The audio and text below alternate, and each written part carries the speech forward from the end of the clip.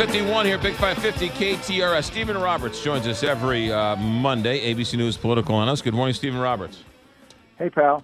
I'm confused. I don't understand this whole Michelle Wolf controversy.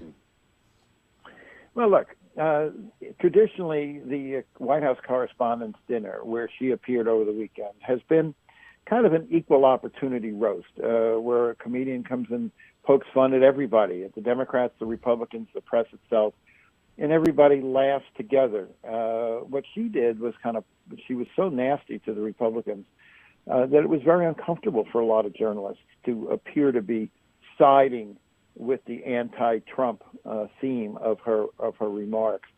So she went off the rails a little bit, and I think violated the larger traditions and the larger spirit that have dominated most of those dinners. The fact is, these dinners can be very valuable. They raise a lot of money for college scholarships. In fact, I had a student of mine at that dinner who received one of the scholarships. I think to celebrate the First Amendment and the role the press plays in American democracy is a good thing.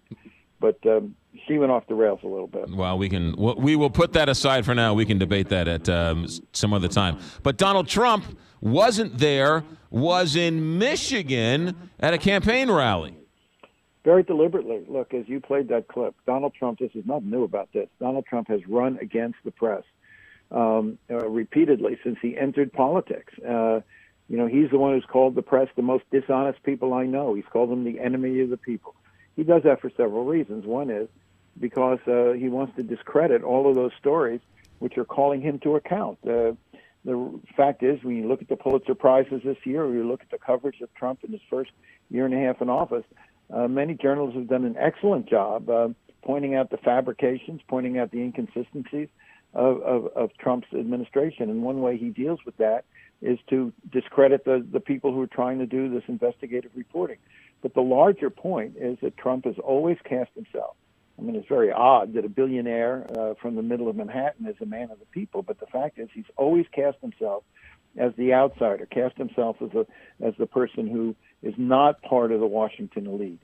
And the press has always been a metaphor for the larger idea of those snobbish Eastern intellectuals who look down on the rest of the country. And it's an old argument. You saw it from George Wallace. You saw it from other candidates over the last 50 years.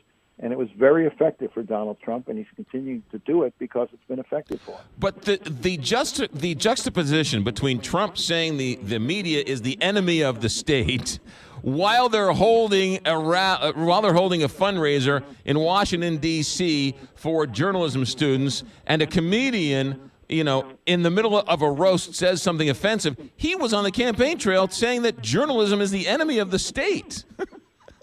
Well, but that's because that's his whole shtick. I mean, we know that, right. and he continues to do that. Now, the question is how effective it's going to be in the midterm elections. And one of the reasons why a president's party almost always, not quite always, but almost always, happened to Bill Clinton, happened to Barack Obama, loses seats in the first election after he's elected is because a popular president pulls in a lot of marginal candidates of his own party. And a lot of people vote in presidential years who don't vote in off-year elections. I covered, Reagan in 80 and 82. In 82, Ronald Reagan was very, very popular. His party lost 26 seats in the House of Representatives in the off-year elections in 82 because the voting population is different.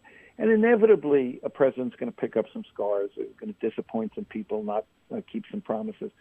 So Trump is running against history here, and the Democrats are clearly energized. There's no doubt about that. They've got good candidates in the field. They've got raising money. The real enemy, I think, the real threat to the Democrats' prospects here is complacency. I was talking to a former student of mine who worked for the Democrats in Wisconsin in 2016 when their complacency helped lose that key state for Hillary Clinton. And she said, I'm seeing some of the same signs again. Democrats are sitting here at the end of April thinking that this election is over. And she said, if they do the same thing, if they make the same mistake, if they underestimate Donald Trump again, this could be devastating to the Democrats. and that they got to run through the tape and not take anything for granted. I tend to agree with your student because I don't see the Trump base. I see them being still very much motivated. So I think it's a long way between here and there, and anyone who thinks the Democrats are a shoo-in for this, I think is once again missing the larger picture. Well, I agree completely. Now, there are some signs that, as I say, that are hopeful for the Democrats. The fact that they have done very well in some of these by-elections, winning that seat in Pennsylvania in a district that was a heavily Trump district. Just a few weeks ago in the Arizona district that was a very red district, Democratic candidate came within a few points of winning. So there are some good signs for the Democrats, but they can really make a terrible mistake if they think this is over. And there's another factor looming as well, and that is splits in Democratic ranks between pragmatic and liberal forces. There are going to be primaries in California in a number of key House districts where Democrats have a real shot.